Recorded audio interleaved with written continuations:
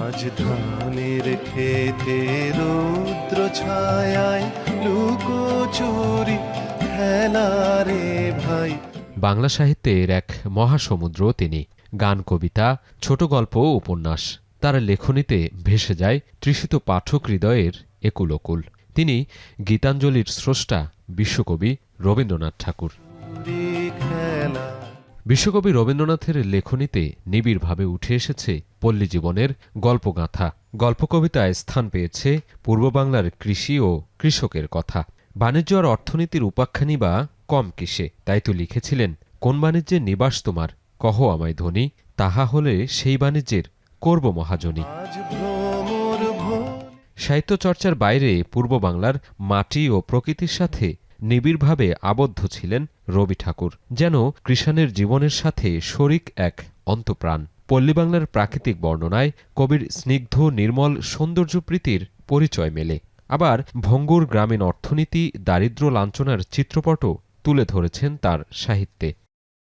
প্রান্তিক অর্থনৈতিক উন্নয়নে প্রতিসরে ১৯০৫ সালে স্থাপন করেন কৃষি ব্যাংক। নিজের নোবেল প্রাপ্তির অর্থ দিয়েছিলেন সেখানে।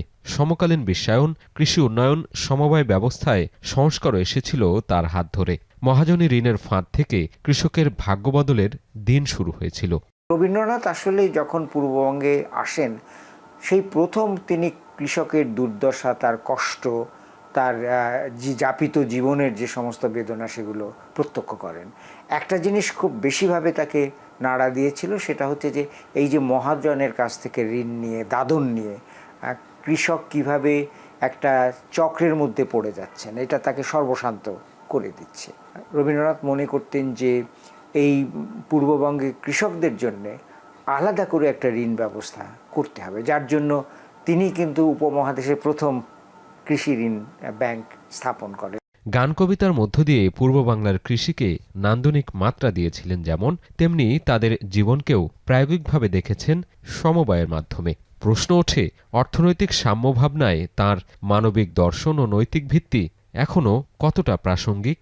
রবীন্দ্রনাথের কাছে গ্রামীণ অর্থনীতি ছিল একটা পরিবারের মতো, এবং তিনি বারবার বলেছেন যে নগর জীবন হচ্ছে বাইরের ঘরের মতো, কিন্তু অন্দরমহল হচ্ছে আমাদের গ্রামীণ জীবন। পরবর্তী সময় সমবায়ের কাজ, সমবায়ের নীতি, এটা কিন্তু আর আমরা অনুসরণ করি। গ্রামীণ অর্থনীতিতে যে কাজ করে প্রান্তিক মানুষ যারা, তাদের যে চাহিদা, তাদের যে আকাঙ্ক্ষা, তাদের যে প্রয়োজন, সেটা পেছনে চলে গেল।